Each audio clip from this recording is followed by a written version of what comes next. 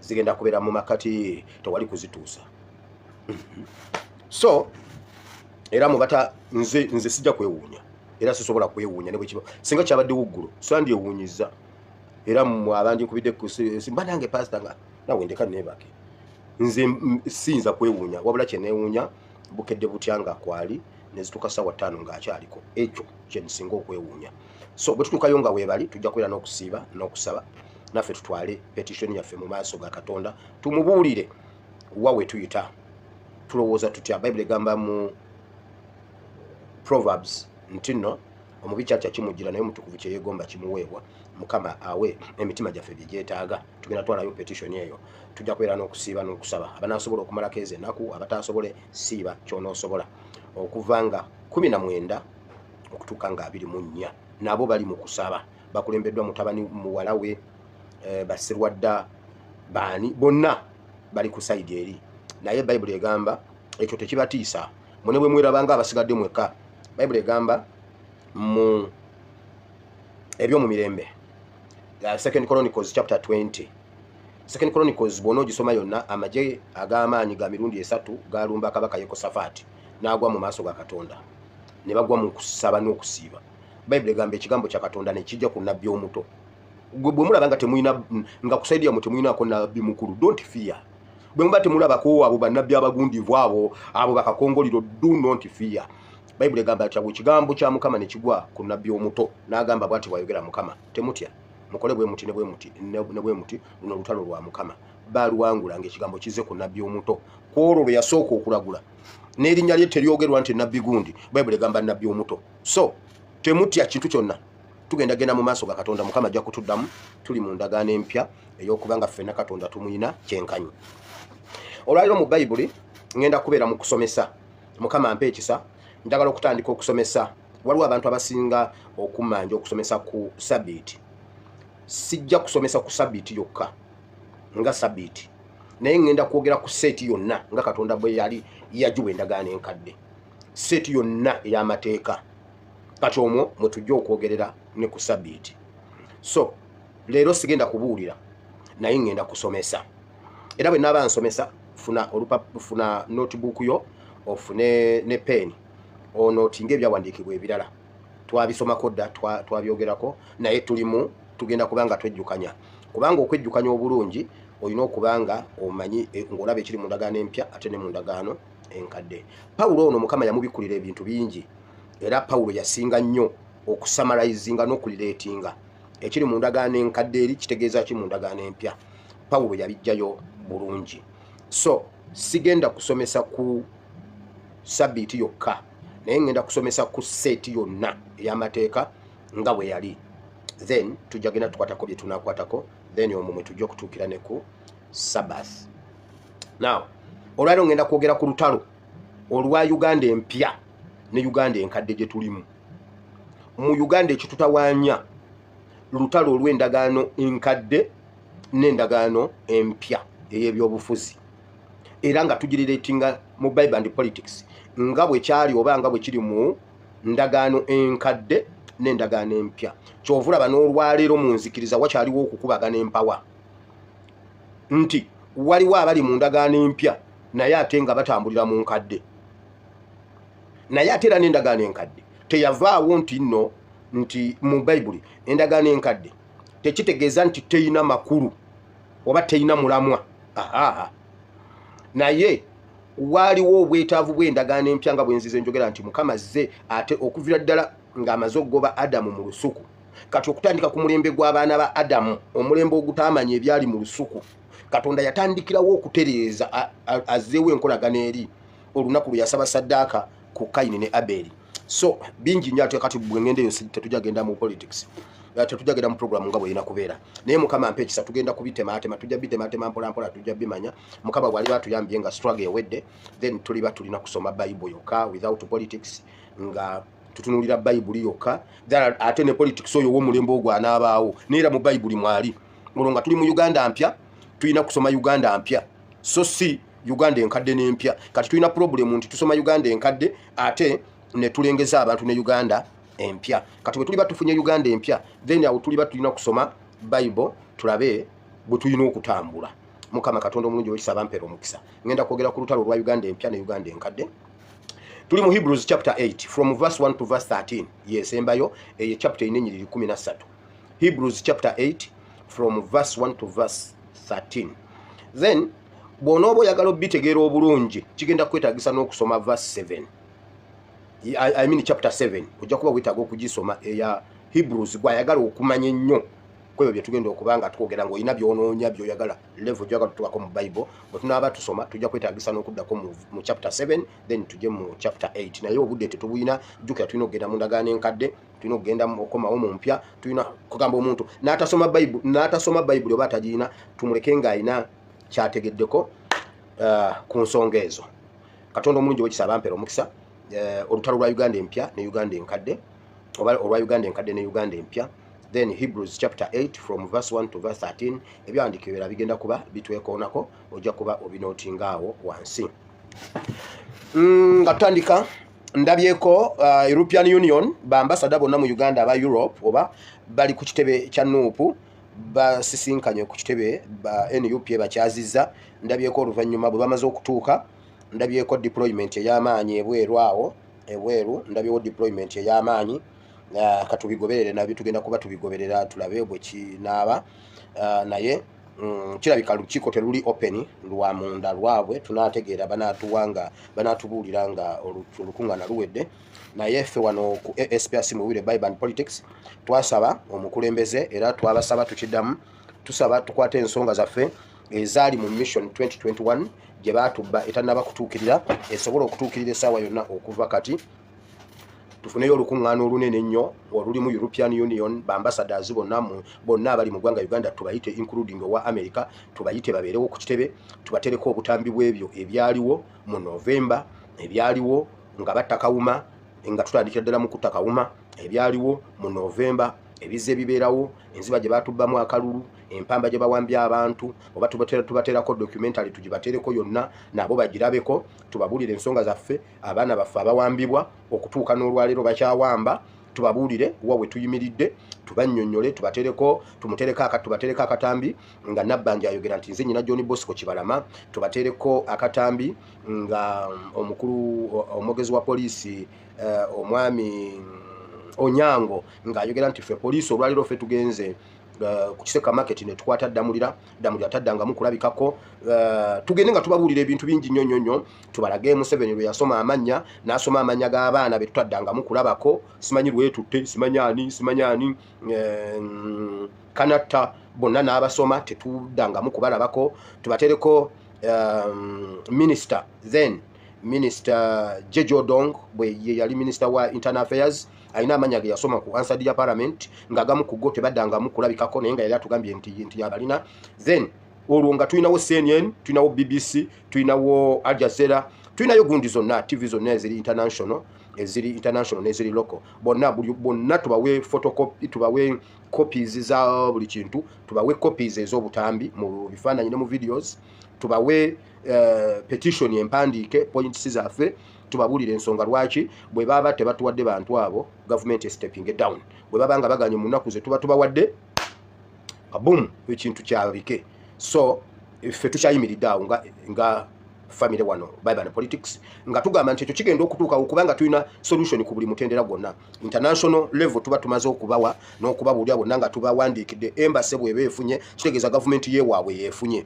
Then olumala tuba tulina okuba nga tuterezeza structures zaffe nga tulina ebimotoka kuba kati nze mu ggaali eyange ey'ebimotoka mpeza ebimotoka 17 ebimotoka ebimotoka 17 birukululana omuli zirukululana omuli ez'amafuta ezo ezivuga amafuta omuli ez'amazzi omuli eza buli kimu omuli ezivuga omusenyu ebyo eby'omulwera mpeza ebimotoka 17 kati weewaawo ne bwozinsaba kati nzikuwa. So tulina okuba nga tumaze okutegeka nga structures zonna nga tuziyina bulungi nnyo nga tumanye ebimotoka ebigenda okwasa Masaka Road okumujjira ddala we tuba tumujje okumuleeta okumugatta ku Namirembe Road oba okumuteeka ku paaka.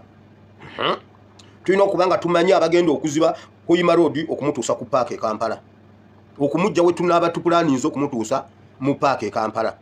Tulina okuba nga tumanyi abagenda okuziba Mityana Road okumujja we tunaaba tuteesezza okumujja mpaka mu paaka e Kampala. Tulina okubanga tumanyi abagenda okuziba Ntebe Road okumujja oba ku kisaawe bwe tulaba tusobodde okumujja okumutuusa mu paaka e Kampala. Tulina okubanga tumanyi abagenda okuziba Southern Bypass okumujja waava paka ku Northern. Tulina okubanga tumanyi we tugenda okuzibira Northern Bypass okumujja ku Jinja Road okumuleeta tumutuuse ku Masaka Road. Byonna tulina okubanga tubimanyi, tulina okukwata akatundu ako konna ka Metropolitan ne tukateeka ku lupapula ne tumanya twagala ebimotoka bimeka. Bu bypass bonna obuli waawo bonna ne tubuziba. Tuteekwa okubanga tugenda oziba obwo tulina okubanga tumaze okuketalinga okuziba Lungujja Road onajja okugwa e Busega. Tulina okubanga naye tumulowoozezaako tumusibe. Tulina okubanga tumanyi Kabojja tumusibye. Byonna tuzibye ekibuga Kampala kyonna nga kutambuza bigere. Kutambuza bigere. Amawanga gonna twamaze ogana otusinga bimaze okuyita ennaku ze tubawa eza weeks nga 2 ennaku 14 tuba twagala bimala okunyikira ku BBC, CNN, Al Jazeera wa ne ku Local TV. Banayi Bobi Wine alina ekipya kyabagambye. Bobi Wine alimba abana omanyi bepanka musimanyi wadde ennaku 14 kati olwagenda kukola ki? Nze nabagamba oyo mwana alina ekikyamu ku mutwe. Batandiko bidebate nga buli muntu akitegeere. Kati olweze ennaku 14 tubenga tugula ngoma, tugula vuvuzera. Tuteekateeka abakubi bakadodi abalungi kubanga internet bajagezaako jijjako. Internet y'abajjajjaffe tevaako, bajjajjaffe baali bagezi nnyo. Engoma ne endere engombe internet yazo talina bwazisalako. Tuteeketeeka abantu bonna ezo ennaku 14 buli omu agula emmere agiteeke mu nju. Akaana ak'emyaka 7 ke kasigale waka kafumbire banne waako. Kati abaana bonna okuva ku myaka 7 kutuuka ku myaka 12 bonna bweru. Endulu evuge, vuvuzera zivuge, jamu akwate kutambuza bigere. Museveni must go. Museveni must go. Museveni tuteekwa okubanga tumaze okumanya kubanga tulina okubanga tukyeteekedde. Wulira obuyinza tebakera ku makya ne batwala butwale bwe bbu nga bwe wali abantu abagamba mbuno oyinza ofuna obugagga. Obugagga tebabufuna, obugagga babuteekateeka, obugagga babukola, obugagga babupulaningira, obugagga babukolerera, n'otambula n'owanganguka n'ogenda n'onoonya ssente n'ogenda n'okolotya tebafuna bufunyi. Bano ababufuna ng'obwa haamu obwo obufuna obufunyi ojja kulaba haamu gy'anaggukira. Bajjakira ku makya babawe breaking news nti haamu abadde avuga emmotoka atomedde ekisemi nti afudde. Kansirike. Wulira endulu zivuge olwo nga tumaze okumanya Bombo twamala ddo musalako tumusibiddeyo, Mbuya tumusibiddeyo, obwo obupoliisi simanyi bu division wandege ya division tumusibiddeyo, Odi Kampala tumusibiddeyo, bonna tubasibiddeyo bantu ba bulijjo ffe tutambula ffekka.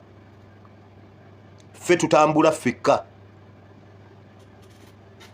Ezi ennaku 14 ogula power bank ezi obere ne power bank ezi zonna ozijjuza omuliro. Power bank ezo zigenda okugwako omuliro nga Museveni avuddeko. Kuba tulina okubanga tubikwata.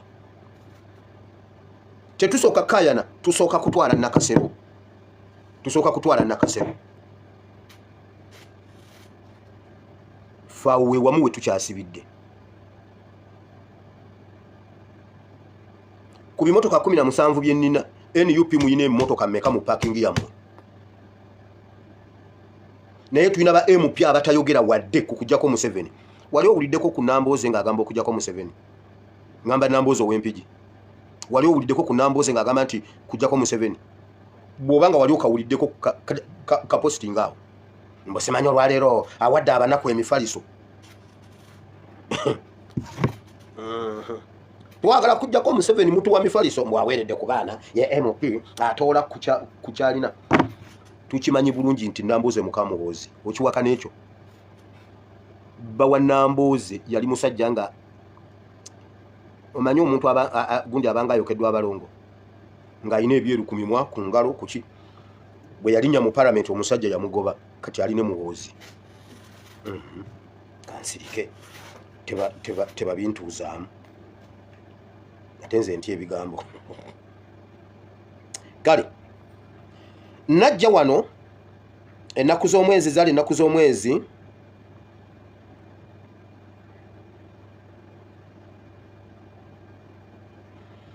ennaku z'omwezi zaali ennaku z'omwezi nga 3/1/2023 naleeta information nenjogera ku bintu nenjogera ku town council ye Wakiso nenkubira omulanga bali balina speaker yali wa NUP ye nalaba nga tebikyalina makulu n'agenda ebweru w'eggwanga okuba ekyeyo. Bwe yagenda ebweru w'eggwanga okuba ekyeyo council nebanga eyagala okureplacinga okuteekawo speaker owa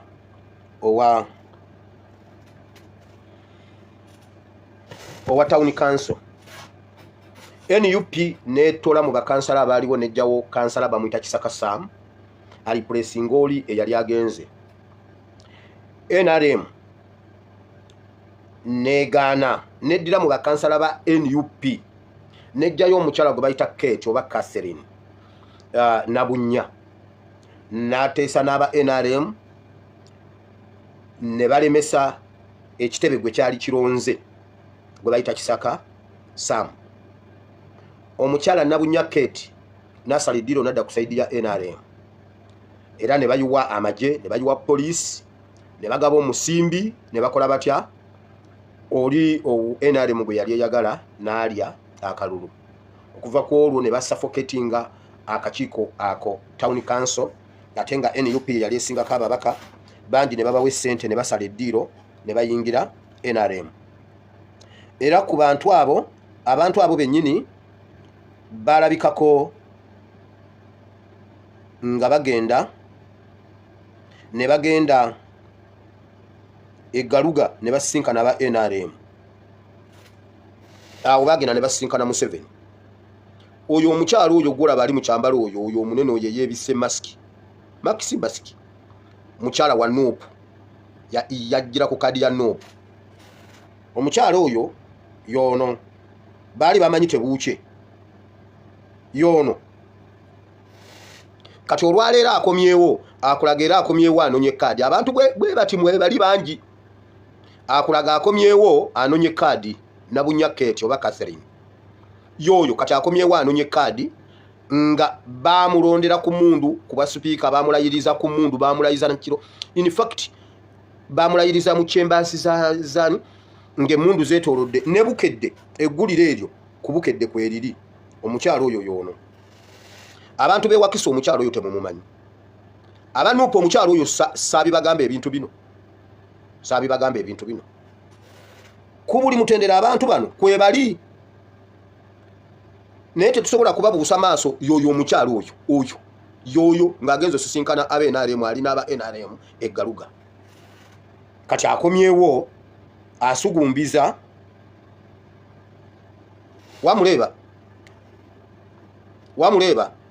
akomyewo ayagala kadi ya Nuupu naye nga bwe nali nabyogerako mu vidiyo eyo. Wakiso Town Council Owekitiibwa Lubongoya Secretary General waffe Owekitiibwa Lubongoya mbasaba ab'ekitebe kya Nuupu mugende mulingirizeeko ku kiri ku Wakiso Town Council. Vidiyo eyo nagikolanga ennaku z'omwezi 3/1/2023. Bannaye mubeereeko ne kye mukola abakulembeze baffe kansirike ebyo njabiddamu kuba ebintu bye nina bingi. Eggulo nahitinzeeko katono si kye kyandese naye kankidemu nahitinzeeko katono ku Smart City we nabalagidde ebyali e Tanzania. Njagala okwebaza abantu bange abali mu nsi zonna ez'enjawulo kuba buli lwe mulaba ebintu ebikwatagana ku Uganda mu struggle mufuba nnyo okulaba nga mututuusaako information. Nkugambye Jennifer Musisi yabadde Tanzania ng'alambula Smart City. Kaakati wulire ekiriwo sente za Smart City okuva mu KCCA bwe nabyogeddeeko eggulo badirectors ba KCCA abamu abali mu bisenge by'amakolero ga Waaka nga balina abantu baabwe mu ministry ya Kampala. Information endala gye twayongeddeko yino Jennifer Musisi bwe yali ava mu ntebe eyo ng'awaayo obuyinza yakwata sente ezo nabyo nebyali bikwata ku Smart City ne sente ezaali zizze byonna n'abiwa Kanyindo Beti Kamya. Sente zaweebwa Kanyindo Beti Kamya ne bamukwasa n'akawunti zonna ezaali eza KCCA okwali ssente empitirivu ne ssente za Smart City ezaali zivudde mu World Bank zonna byonna ne babikwasa minisita wa Kampala n'ebyapa bya Kampala ebyagabanibwa. Ebyapa ebimu ebiriwo biri mu ofiisi ya Kalugire.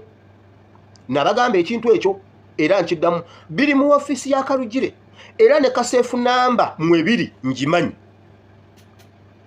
Seefu namba mwe babisibira bagabanagabana ettaka lya Kampala.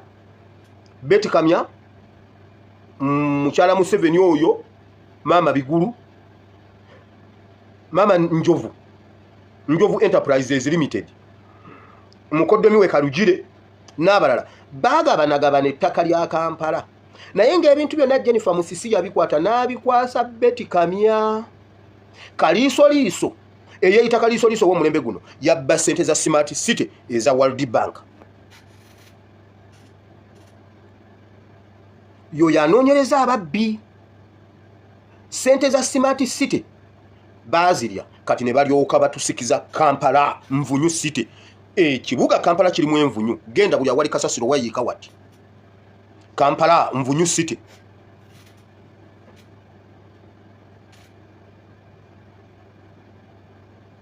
Kanyindo. Gwe Kanyindo simanyi gwe bayita Kaliisoliiso. Ebyo bye weeyogeza mbunze Betty Kamya tuli omwe. Gwe tuli omwe. Betty Kamya tuli omwe. Betty Kamya tuli omwe. Weeyogeza ebyabalungi. Weeyogeza ebyabalungi mbu Betty Kamya tuli omwe. Nedda mutubbe naye ogwamwe guweddeko. Eyo ngombo y'abasambi ba mupiira be bagimanyi. Arsenal eyo yali eyina ogwo omuze va kwenye Arsenal gye mukuba buli ssaawa we mwagalidde. Arsenal yali eyina omuze nga yeekutwaliriza. Neekutwaliriza 0-0-0-0 bwe mutuuka mu 7-5-8 ogugwo ne guggwako. Ne bakubiramu golo 3 obanya mu dakiika 10. Gwe yafulumye ekibanda ng'ogamba wabula eddakiika 10 era guno gugudde 0-0-0. Ogenda okuddamu okubawuliza nti Arsenal yakubye 5-0. Nababuze 5 yaziteebye ddi. Nga bo bwe bakutuusa awo ogugwo guba guweddeko. Ne balyoka bazitaaki twa sio golo ne oba ogukomyawo ne bakuddamu ta sio mukatimba. Kati ogwamwe guweddeko. Kanyindo n'ebyo bibeti tuli omwe. Betty Kamya tuli omwe. Tuli omwe. Walya ssente za Smart City n'ebyapa n'akawunti zonna okwali ssente za KCC ne muzigwako ne muzigabana. Bwe mwamala ozigabana Museveni najja kuwaana muwala wange nno nga bwolaba omuwala nno gwe bagamba mbu omuwala wange ani yayogera basudde mbu asika embugubugu zinywerere bulungi ku mba mukyala Kandida. Rest in peace basudde. Ibu yamuyita omuwala my girl, this girl Betty Kamya n'alyoka asika embugubugu. Betty Kamya tuli omwe.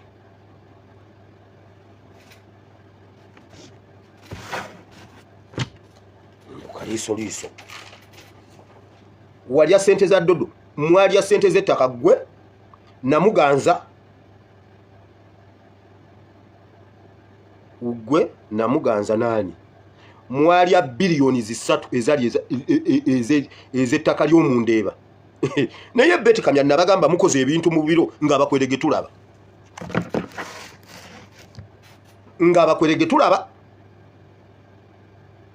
Ojjukira ssente z'ettaka ly'omundeeba bwe wagenda n'ogamba ab'omundeeba mbwe kanisa tegenda vaawo. Dodo n'agirindigula ekigo ne musaba biliyoni 5. Kansirike sijja kulabula. Mbu olw'okuba weebaka ne sali musale olwo mutubbe. Naye Mukama tujoogeddwa mu ggwanga Uganda. Katugende mu porogulaamu.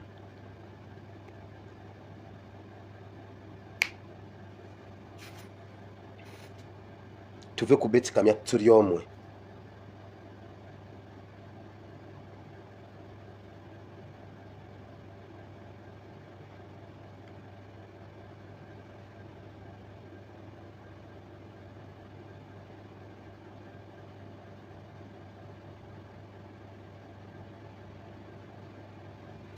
Minisita ow'ensonga z'amambuka ga Uganda Dr. Kenneth Omuna yennyamidde olw'engeri y'abakulembeze abamu okulina ebyokwerinda gye balemesezaamu enteekateeka ya gavumenti ey'okussa mu nkola ekiragiro ky'omukulembeze w'eggwanga ekyokusengula abalaalo okuva mu mambuka ga Uganda.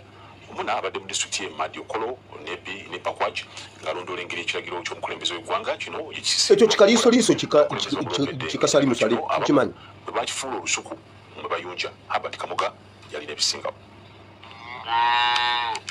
Ng'ennaku z'omwezi 19 Ogwokutaano 2023 omukulembeze w'eggwanga Yoweri Kaguta Museveni Tibuhaburwa yayisa ekiragiro ekyokusatu ng'alagira okusengula abalaalo n'ente zaabwe okuva mu kitundu ky'amambuka ga Uganda.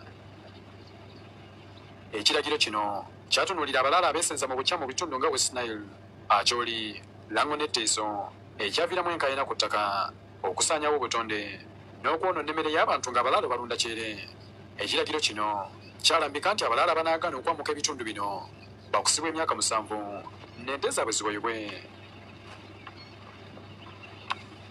Emyaka gigenda kwera 2 bukyanga ekiragiro kino kiyisibwa naye mu bitundu bingi tewali kyakyuse ng'abalaalo bakyaliisa abantu bannansango akakanja. And you find some communities are complaining because the cows are spoiling their crops.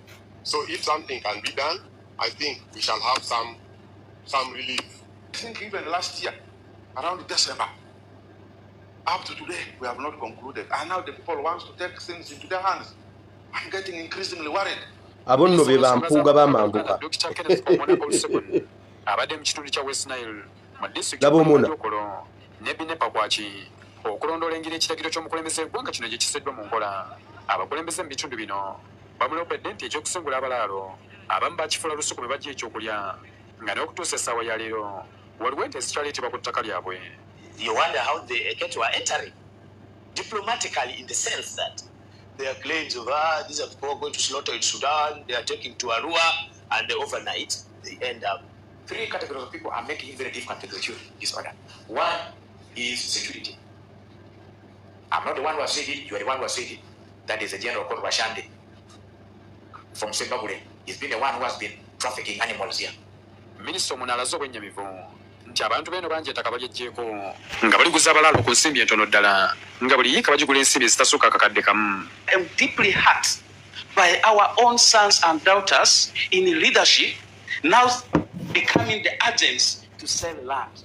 So sometimes it becomes so tricky for us now to implement when people have sold. The land just sells the whole of it. Some people have even ended up selling and remaining with a graveyard. So again, you here, please, you the leaders of the people, through your management systems, teach your people to take good care of managing the land.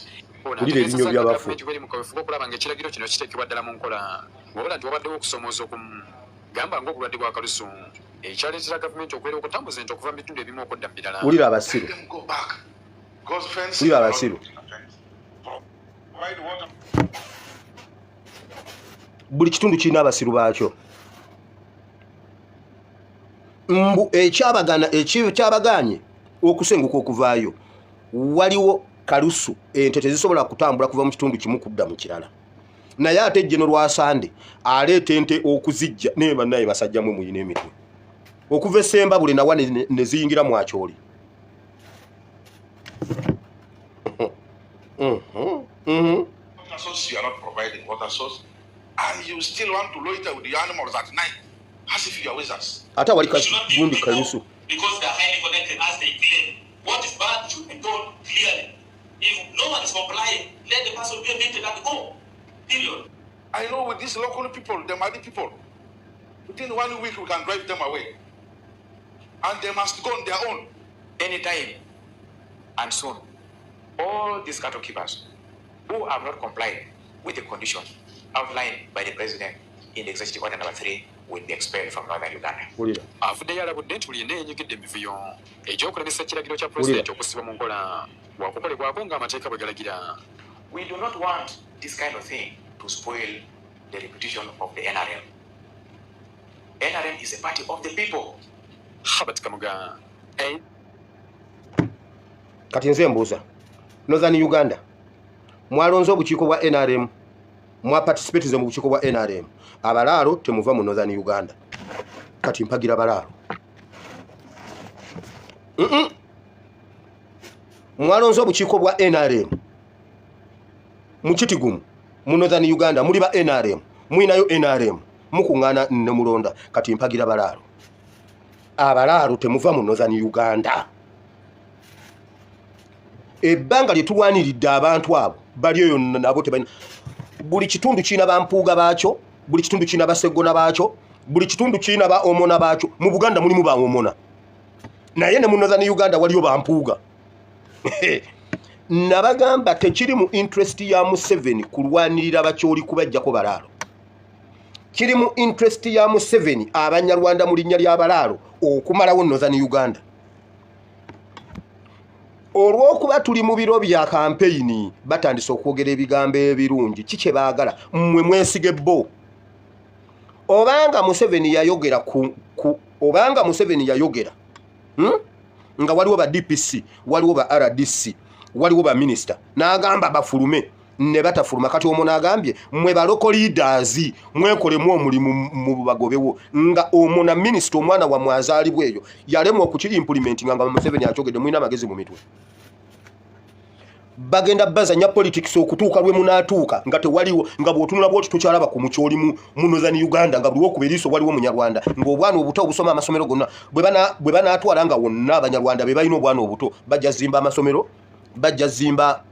bajja kukola amakubo bajja zimba amalwaliro bajja kukola ddaamu zente bwe banaabanga bamaze okubukala nga tewakyaliwo kakyoli kato bajja bikola kiri mu interest ya government wulira omulimu gw'omusajja ayitibwa Bright Lwamirama ow'omu Western Uganda Bright Lwamirama minister w'amagana si yoyo ye ne Kajiji sibe bamagana omulimu gwe ku making sure nti abanyarwanda bamalawo Northern Uganda nakibagamba gwe nosaaga okumanya bino ebintu nga si byakusaaga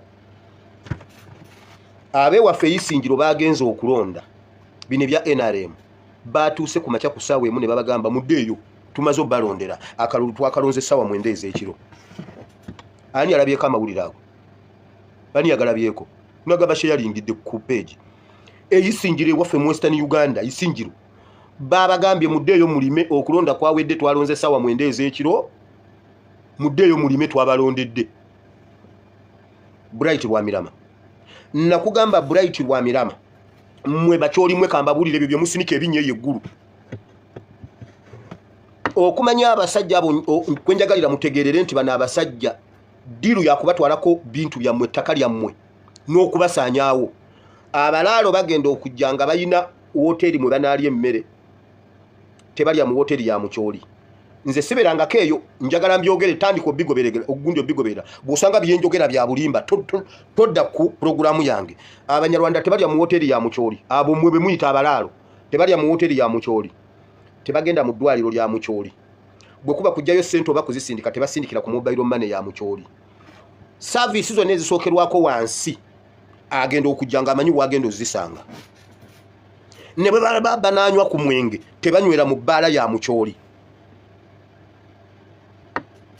otegere nti eyo network ako ke bayita akabano kasalako Buganda nga tetunnabitegeera nga ffe tugamba aba abantu bannange bali bumu osanga abanyankole beebulenga nga bwe baba bagenda okunywa omwenge bagenda ekabalagala ewa Ssabanyankole mmwe bemuyita abanyankole naye abanyarwanda bagenda ekabalagala mu kataba mukabaala k'omunyarwanda mwe gwe muyita omunyankole ne batuula eyo ne banywa mu miliyoni zino ne balyoka banywa bbiya ne banywa zirusinzi ziri eri wansi mu kataba n'obasanga nga bonna ne basimbulaawo olumu ne bavuga ne bagenda ebwayise mu kabaala k'omunyarwanda mmwe muyita abanyankole oba mu kabaala k'omunyankole nga mmwe bwe mubirowooza ne batuula omwo ne banywa nga mulimu obukuku ogubalaguunya gulimu ebiku naye bonna ne batuula omwo ne banywa ssente empitirivu ennyo nga temulimu tulayibu ndala yonna banyarwanda bokka gwolowooza mbuno baba bali awo nga beefuula abatumivu baba mu kabano kakati genda bino byenjogera nze mbyogera mu bitundu byemmanyi kati bizze ku kyalo kyewammwe olaba akabaala akabeeramu olunyankole lwokka oba olunyarwanda lwokka kuba mmwe temubyawula musigala mu luyita lunyankole katugendera awo abanyankole nabo berwaneko byabwe nze mbalwanirira ndi Munyankole ntandise n'okutuyigiriza muno Olunyankole ku mpaka naye Muhoozi lwaki tweyigiriza Lunyarwanda lwaki weesiba ku Lunyankole nga kugira wano ebigulu wulira kati tandika okukuba akafaananyi buli kawungeezi awabeera abantu abanywanga batulaibwemu kati mu abavubuka bo ku kyalo ekyo mukoole bwe muti bwe mubasanga nga bali mu kabaala ako nga bali mu kunywa bali omu baleekaana bakola baki omu azzeewo ekinyolo ebweru mubakumeko omuliro nkugambye mu Northern Uganda bagenda okutwalayo ente nga bamanyi we banaasindikira ssente oba we banajjirayo bamanyi we bajjanjabibwa senga aba akoze ekisenga abeera alwadde bamanyi we bananywera ku mwenge bwe kuba kunywa mwenge buli kimu ebyo byonna biri mu nkola ya gavumenti kyova olaba abalaalu tebagenda kuva mu Northern Uganda mpozi nga musituse tu mwe bakyolimu abali abasinika ebinnyo simanyi makodyoro madi muli omusinika ebinnyo n'egundi omona njagala mutuule mwe abannansi abannayuganda abasinika ebinnyo eyo mu Northern Uganda mwanyinziza nnyo mutula mutyambulu no mulonde bya NRM mutandika okwevaluatinga a week muziika abakyoli bameka oba abanozana bameka oba abalugwala bameka mufiirwa abannansi bameka omwaka muziika abanyarwanda bameka muyinza n'okumalako omwaka nga temuziise nga temulabye ku mulambo gwa munyarwanda mu Northern Uganda naye buli lunaku babatemula buli lunaku babatemula buli lunaku mufa buli lunaku babalongoosa buli lunaku mukola mutya naye bba abajja obuza ababundabunda bo tebafa mmwe balwadde nnyo bannannyini kitundu bo be batalwala ani abatta ekyo era kisala naye bannange abakyoli mweyongera okulonda NRM nedda mulonde NRM mulonde NRM abakyoli temuva ku main mbagambye mutuule mutandika okuwandiika a week muziika abatuuze bameka omwaka muziika abanyarwanda bameka mulaba ku mirambo gy'abanyarwanda emeka omwaka a week muziika abannansi bameka ani abatta omona olwaleero omona agambye baloko leaders mwe basuliddeyo gwanagamba musitule abantu mulabe nga mwerwanako nga Museveni yayogera baminisita nga webali ne ba DPC bo ne basirika mbu baloko leaders mwe musituke mugoba abanyarwanda naye era president agambye kakati bakugobwa nga yagamba baveeyo if nente zaabwe zigenda kuwambibwa naye soka n'obuli ekyo kye batugambye lwasande aleeta ente ne ziyingira mu Northern Uganda naye ate abali mu Northern Uganda ekikyo abalimi okufulumya ye karantini aliwo ente tezikirizibwa kutambula kuva mu kitundu kimu kudda mu kirala Sembabula ali mu Northern Uganda wabula bannange guno mulembe abasiru be bagenda okusinga okulumu emitwe kirabika temuwulidde bulungi ekyo ekigambo oganga mukiwulidde nemwefuula abatakiwulidde nkyedde mu bulungi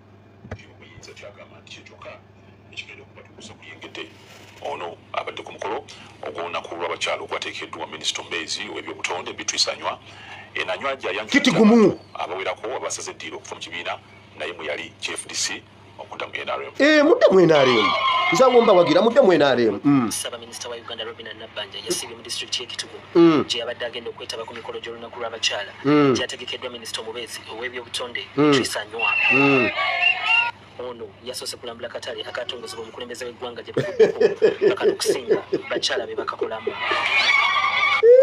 yeyongedde ku ssomero lya Kitugu mu Northern Uganda yasimbidde ejjinja ey'okuzimba ekisulo ky'abaana abawala era aliko obweyamo bwe yakoze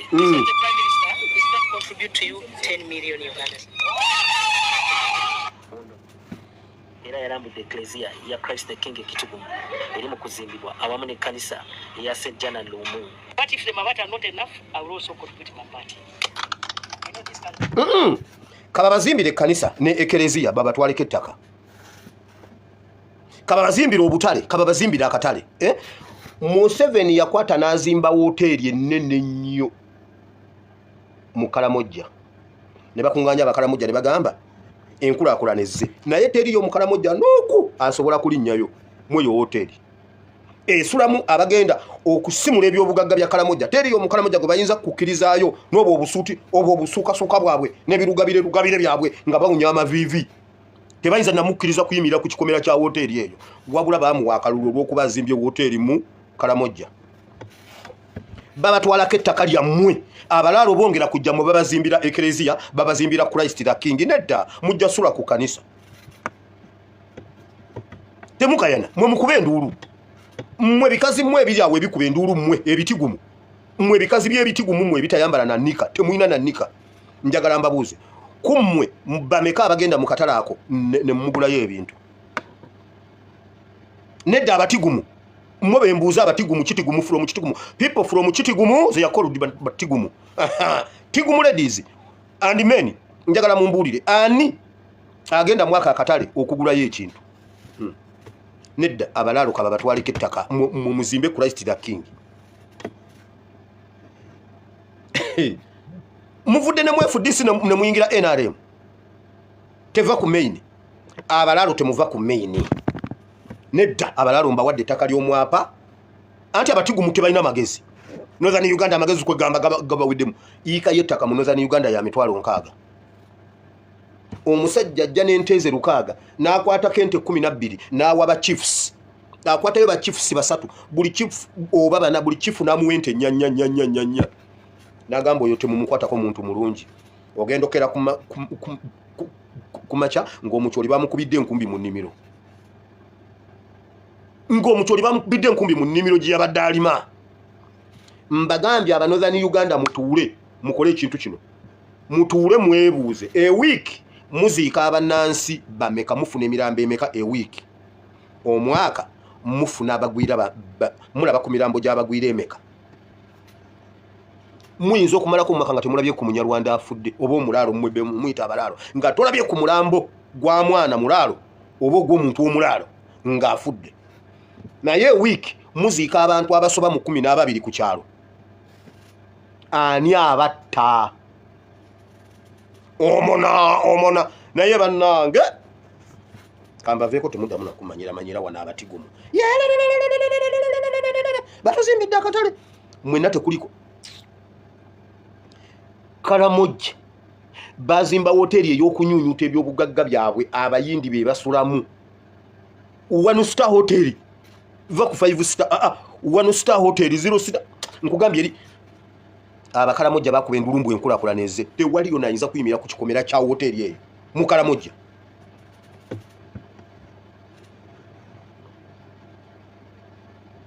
bani abali obulungi twatere embundu twatunga obwogerero mugenda kakasa omunyarwanda yani labayo ekiri mu Kigezi abantu bonna abatufuga mugamba bava mu Greater Kigezi si kyekyo muje mulabe ekiri ekigezi Kigezi alejjudde ensozi n'ebiko ekifuula ekizibu eri abaliyo okutambuza abalwadde okubatuusa ku malwaliro agali okumpi abatuuze mu Kombola ekya Northern Uganda nkikonkuludinze ngamba bwenti ffenna tuwagira balaalo abalaalo mweyongera ogenda mu Northern Uganda muwulidde ekyo tukimaliriza kubanga akyolifo NRM akyolifo Museveni okay ekyo tukimaliriza bwe tutyo tugenze Kigezi kamuko kamwezi kyannamira ne masiba ebiseera ebisinga beyambisa buba obutanda obutambuza abalwadde obukolerere buyite stretchers okutambuza abalwadde naddala abakyala ab'embuto okubatwala amalwaliro nga babajja mu nsozi kyowangalira tubadde mu bitundu mu kitundu kino tulaba ennaku bano gye bayitamu ensozi eziwanise mubire mu kitundu ky'Ekigezi kyekimu ku byobulambuzi ebisina okusanyusa ennyo amaaso naddala ng'abagenyi abafunye omukisa okutuukako ebuuyi buno abaali batambuddeko babagerageranya ekitundu kino bakituuma Switzerland of Africa nga bakifaanaganya ensozi ze zimu eziri mu ggwanga lye Switzerland ako katereke abakulembeze mu kitundu kino eky'Ekigezi bagamba nti ebigambo ekibatawaanya byaviira ddala mu myaka ennyumba ze Switzerland mu kaseera ako abakiga abagezigezi bakola kye baatuuma enkozi nga buno bwe bustretch obukolerere obutanda obutambuza abalwadde Switzerland of Africa okubatwala mu malwaliro agali okumpi John byabagambye kono omusirikale yawummula kati nga mutuuze w'ekatooke mu Kombola y'ekyanamira Kabale ye muwanika wa Engoza Association anyumya tuli mubalirwana batasa muwala we nga taliwo bwe bamuteeka mu kibaya kino kale kayita akawuba kakolerere ne bamukunguza okumutwala mu ddwaliro gye yazaalira. When they saw the condition was they were not going to they referred her to another place, but very many people have got services from that area center. Well, the road itself, we just have a path, not a road. Byabagambi general. Now it is a rainy season. It is impassable. So I cannot go that one road. atugambye nti okwetika abalwadde bano ku Butanda si kyangu kyakumalawo ojja kukyanga ne Katumba wamala ennaku eyo ku Butanda bayinza okuyitamu okutuuka ku malwaliro agali okumpi daba genero byabagambye kati oyo yali mukambwe mu magye Museveni talina kuvaako daba ekiri Switzerland mu bukubi buno abetisi bagenda bakyusakyusa emikono akowa nga wamu munne okutuusa lwe babuka ku kkubo Switzerland of Africa pikipiki buno bw'emipiira 3 eboolekera eddwaliro daba ekiri Switzerland oba omujjanjabi abamemba mu Engoza Association abamutambuza bamutuusa mu ddwaliro nga tebasabye wadde omuno gw'ennusu abono baterembulu bataba memba amujjanja basasula emitwalo gya Uganda 2 kuno n'agattako emitwalo 3 okumutwalira omulwadde we okumutuusa ku kkubo eriri okumpi kamwisa aha mwanya ogurukika y'emotoka harimu ebibiina by'emotoka ningasho omuntu yanaabasa naye Museveni tova ku main ekyo kyotusooke tukikanyeeko kubanga Switzerland of Africa obutanda buno obukolerere babukola nnyo mu mabanda kyokka wagwo tebubiggwako enkuba bw'etonnya nga batambula omulwadde emugwerako okwewola bino abeetese omulwadde ono bwe balaba ng'enkuba etandise okutonnya beggama wansi w'emiti oba mayumba g'abatuuze abali okumpi n'ekkubo ne balinda ekyosi kiyite Uganda esinga Bulaaya Robert Tulyakira oluyagula obutanda buno okukolerere kuba giyita engozi omutuuze mu ggombolola y'e Buhara atugambye nti akantu kano agatunda wakati w'emitwalo gya Uganda 28 ku mitwalo 3 okusinza ku bwetaavu bwa kasitoma abayagala okukagula omulimu guno alabika nga aguwangaddemu ate okuviira ddala mu mwaka 1991 olwo gwe mulimu gw'abadajjangamu ensimbi era nga yaguyiga kuva ku kitaawe ngula bibira wereho abaana mbonera ekyokulya ekyojo byendikuira mu ngozi kyokka n'agamba nti ensi gyegenza ekyukira kale ekizibu kyasinga okusanga ly'ebbula ly'ebikozesebwa oluvannyuma lw'abatuuze okukakkana ku miti nga kugasa n'amabanda mwakola bu stretcher buno ate ne babisaanyaawo ebikozese nimbiha nimbiha omuli Rwanda nimbita ne sente mbiha omuli Rwanda nahatale ebiri Karama niyo ndikwenda kuza kugenda okusaba kugenda mu ggwanga erya Rwanda anoonya ebikozesebwa agamba nti atambulira ku ssala za Katonda ate akadde konna ayinza okukwatibwa n'avunaanibwa kale asaba gavumenti emukwatireko kuba kyakola alaba nga kutaasa bulamu kyokka byabagambye mweraliikirivu nti abantu abakulu obutanda buno ate nga basinga bakaddiye abalala bafudde baweddewo ekyennaku tebasomeseza ku baana baabwe sijagenda Switzerland banaye mu ndege bagenzeko this is natural you will die and die with that knowledge if that man can also move and say okay you do this thing like this, do this thing like this. So that when he's not there, the guy will eat somebody can also technology. Abatuuze bagamba nti situganye beefaako ne bakola obutanda buno ne beetaaga ekyokutambuza balwadde okubatuusa mu lwadde Kekavuma ekisinga okubaluma kwe kuba nti olumu oluvannyuma lw'okuyita mu bukubi buno bwonna nga batambuza abalwadde bagenda okutuuka ku malwaliro ng'ate amalwaliro maggale ekiri Switzerland amalwaliro bagaggalawo ne bagenda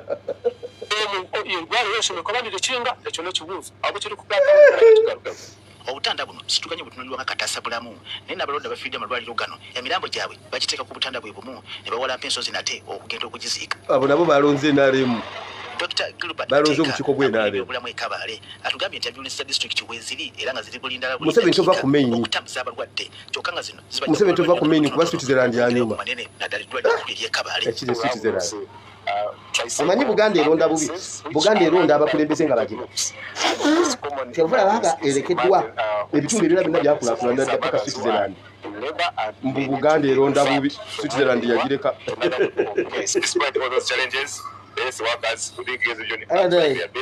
Name offer quality services actually in the whole country. In the last financial year, we are number technology.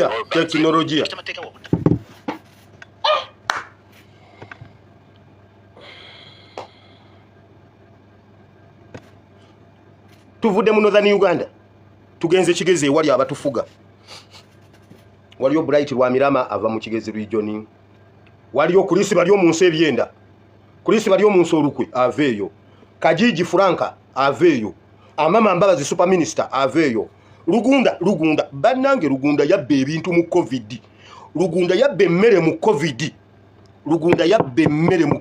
Lugunda yabba amatooke n'amagi Spice Diana bye yawa bannakawere okimanyi Lugunda ne omukazi yani walwawo olukazi baluyitaani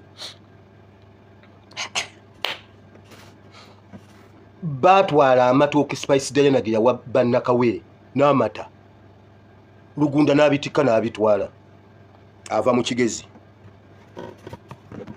abo be bayina governor wa banka Uganda emyaka 7 Mutebire Kigezi nkugambye government yone judde be Kigezi eyo ye wava omusajja wa minister Karoro Okurutu babba amata n'amatooke ne Rugunda eyo ye wava ogusajja gwe bayita Musaasizi guli mu Ministry of Finance guli omwo gwefuula guyungwe.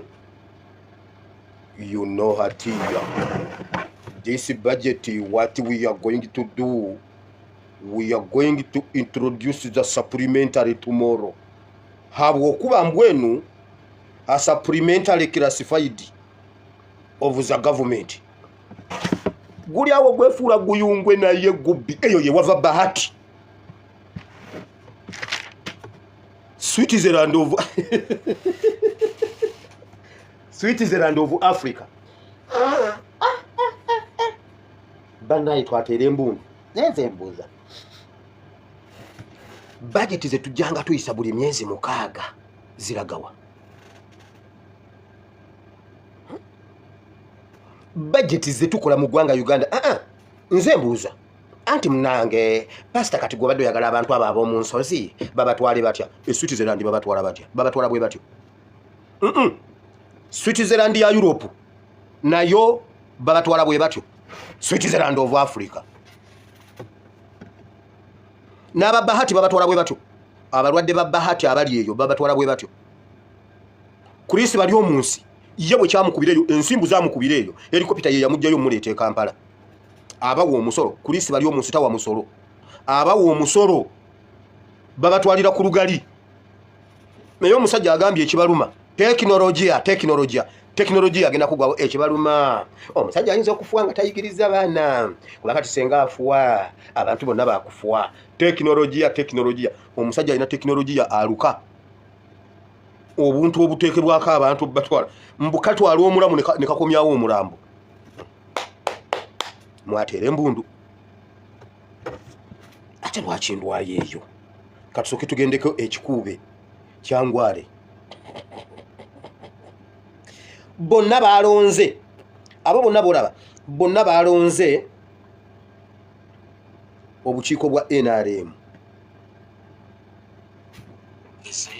district y'ekikuube basabye omukulembeze w'eggwanga Yoweri Kaguta Museveni okuvaayo agonjole ensonga y'abatuuze Abannayuganda bati balina magezi oba baafa ng'emizimu gyabwe gyegyogera. Minisita ku ttaka lino lye baali bawangalirako ekyangwali emyaka 13 emabega kyokka ne batafunirwa wa kubeera. Abakulembeze bano bagamba nti okubeera kw'abantu bano nabo kubamalako emirembe kubanga empeereza nnyingi tezikyabamala nga n'embeera mwe bawangalira nayo si nnungi. Abatuuze bano bali 6,000 bagobwa ku ttaka ku byalo 28. Abatuuze 6,000 bagobwa ku byalo 28. Kati gwe wenna ali awo ng'olowooza tekisoboka kutuuka ku byalo byo. Bunja ku mwine ebyalo bimeka. Mwalooza abakulembeze ba Nuupu njagala babagobe ku byalo mwenna babagobeko. Njagala ebyalo by'ebuwama mwenna babagobe ku byalo buwama yenna mwenna babagobe batekeko Abanyarwanda batekeko abalaalo. Waliwo eggulire lye nalabye eryannumye mu mawulire g'eggulu eyabadde alipooti nga yagambye bw'ati era kana akalulu kolaba abantu abangi nnyo bolaba oyinza okugamba bagenda kulonda akalulu oba ka MP abantu bano bolaba baza okulonda NRM naye era jjukira constituency eno we wali n'olubiri lwa Kabaka olw'ebbanda kireka akakantu munnamawulire yakoogedde ne ngamba kati akayogedde kaki. Was it necessary? Naye it was necessary. Ebbanda mu kibuga Kampala awali olubiri lwa Kabaka bakubaganye ngumi ku NRM. Nga balonda abakulembeze ba NRM. Awo wennyini Kabaka wasula. Olaba kibeera ebbanda Kabaka wasula. Atolwa ekikuube. Abantu njagala abantu b'ebbanda mwenna babagobe ebyalo 28 oba mulowooza nti ab'ekikuube bo tebaali bantu. Naye wulire kinnumye ku bantu b'ekikuube. Mbwe emyaka 13 gye bamaze nga tebali ku ttaka. Bakyawanjagira Museveni abayambe emyaka 13 Museveni tamanyanga nti babagoba ku ttaka. Ani abagoba ku ttaka? nedda abantu b'ekikube muve ku ttaka baweewa abanyarwanda kubanga abanyarwanda be baagala Uganda be bagitegeera mmwe temwategeera Uganda kyeki muve ku ttaka lyakyoli abakyoli temutegeera akyoli kyeki abanyarwanda be bamanyi ettaka lyakyoli kye litegeeza mmwe temulimanyi mugende mu butale mugende muzimbe Christ the King babazimbidde Christ the King era bonna enduulu ekereziya n'ekkanisa tugenda kubizimba naye eringa abanyarwanda bwe batwala amataka Museveni tova ku main abantu bano abali mu bitwalo mukaaga bafumulwa ku byala 28 ebyali bikola omuluka kasonga mu gombolola y'Ekyangwali mu district New York of Africa labe ekibuga nga officer minister yabalanga kusenga mu ttaka ly'ababondabonda mu kitundu kino. This is New York of Africa. Jukira lituvuge Switzerland of Africa labe ebizimbe New York of Africa. No change Museveni, no change Museveni abeewo labe ebizimbe emyaka ngesatu abantu ekumi basenguka ne bakuba enkambi y'ofisi y'abalondesi w'ekikube era olw'okusubirwa kweyenkulakulana Museveni aveeko netumanya yabawaayo yiika y'ettaka emu nga kati babeerera ddala ng'ababundabunda labe ebizimbe okumala ebbanga tukulaga embeera abantu bano gye balimu wabula nga abakulu bagitunuulira kyamulinambwa lya nsenke mu bizibu ebisinga okubamenya mulimu abaana baabwe obutasoma obutaba na malwaliro abo balonze Chairman labe ebizimbe nyowe kiransaase kikamara n'amaani nkaferwa n'omwana wanje tuli mu RDC nawudwaho kumuziika ate New York baziika mu kibuga nagira munywani wanje yanyamba mu mazire yabaziika mu New York ennaku eshatu mbuzira mu New York temuli mu bijja omwana wanje nijana omunywani wanje yanyamba yampereza aho kuziika New York of Citizen tukabura aho kubaziika tuli abana tibakushoma abishye emyaka 13 bali kutwalenda hago kuurwa ekyo kurya. Abakulembeze mu district y'Ekikuube nabo bagamba nti ensonga y'abantu bano ebatuuse nga baagala wabeewo ekikolebwa ekinkomeredde ekigenda okumalawo okubondabonda kwe balimu.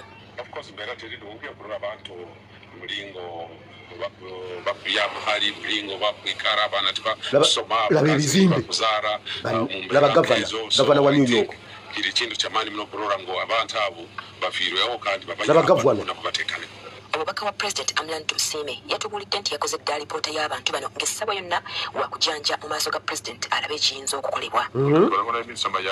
laba gavana agwana kuteeka ku ccupa laba gavana kati oyo mugwe mulinamu essubi mbwagenda batusa mbwapule naye kuba omunaku teca naye kuba abe New York President ayija kubatambira kiro kimu laba ebizimbe laba street laba kamera waggulu laba kamera ku nguudo ebintu abitereeze wulira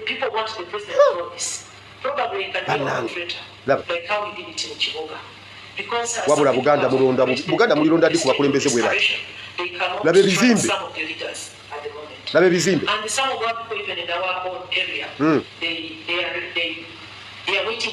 tuli mu Western Uganda temwerabira batera embundu abo boolaba. Kinajjukirwa nti mu mwaka gwa 2016 President Museveni yayisa ekiragiro eri yafeesi ya Ssaabaminisita okunoonya wessa abantu bano okubaliyirira olw'ekyabakolebwako kyokka alinga eyasiwa ensaano ku mazzi.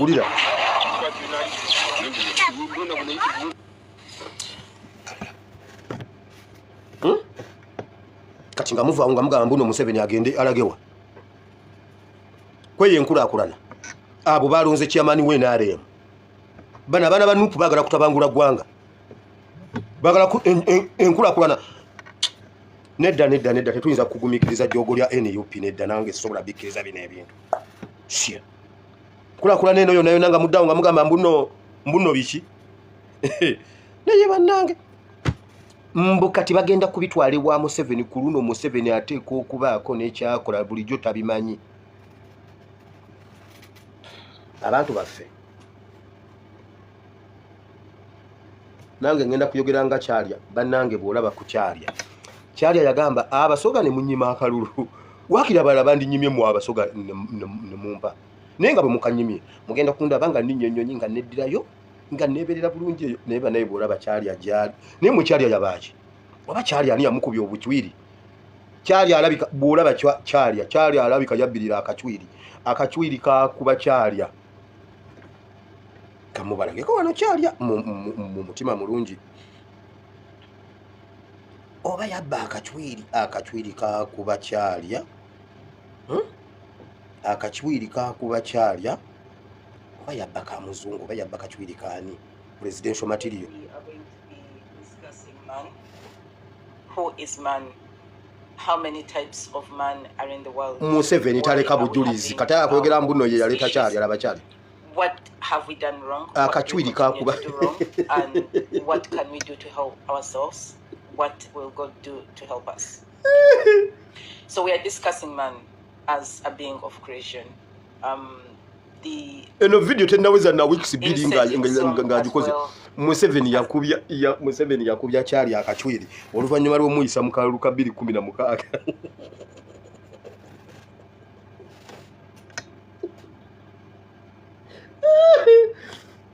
Never naye Museveni okoze ebintu. Museveni ogwana kuteeka muzzu.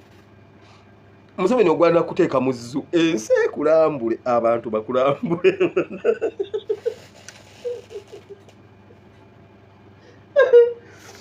Kyalya yali ayita kuli kyalya 2016 ng'ayita kuli yenna nkugambye ng'alinga abani Masakaluwa naye bannaye kati kyalya bakubya kyalya akachwiri. Uwa kano kachwiri kano. Bannaye tugende mu kigambo kave ku Uganda kuba kati Uganda enyumira bunyumizi. Bulaba abantu abalunze obukiiko bw'NRM. Bagamba NUP eno ye problemu ya Uganda. Katonda waffe jangu okwesomeso igirize. Mukama jawo kumanya kwange n'okutegera kwange ayegereye abatukuvu bo ekigambo kyo kibe kiramu kibali ebibala n'ebibala byakyo biberewo mu Kristo Yesu omwana Katonda yenze bina tusabye abantu ne bagamba nti amina. Owa traffic we nango oli ku kkubo nga olabye ente zigenda mu Northern Uganda tokwata ente zigenda mu Northern Uganda. Aha bakugambye abantu bo mu Northern Uganda eyo ye income gye bayimiriddeko ente bwe ziba teziyingira tebalya. Okitegedde temukwata ante zigenda mu Northern Uganda ez'Abanyarwanda mubaleke bagende batwale Northern Uganda kubanga kirabika obusiru bususe bampuuga beeri omona ne mumukolera n'omukolo ne mumutuulira omwana wa muomona muleka mbabuuze mmwe Banyarwanda mmwe bakyoli mmwe obwo obusirusiru mu bintu byammwe ebyo bye mwabaddemu ne bannabbanja ekitigumu bakyala mmwe mwalabye mummwe mwerabyemu omwo Abanyarwanda ku mukolo ogwo mwabaddemu Abanyarwanda bazze bwe guba gwabadde gw'amakulu lwaki Abanyarwanda tebagubaddemu awo we mwabadde n'omona Abanyarwanda bazze babaddewo lwaki mmwe mujja bwe munaazuula ebintu ebyo byonna ne mubigattirira mujja kwerwanako. Katonda waffe jangu okusomesa oyigirize mu linnya lya Yesu. Amina. Obudde bugenze naye leero ngenda kwogera oba wiiki eno Mukama bw'anaaba ampadde ekisa ky'amafuta ago. Uganda empya ne Uganda enkadde. Olutalo lwe tulimu lwa kununula Uganda kugijja mu nkadde kugitwala mu mpya. Ennaku ezo nayogera ku Yeremiya 3:31 dayo gisome twagitandikira kwa 27. Yeremiya 3:1 va kwa 27 okirire omaleyo paka kwana.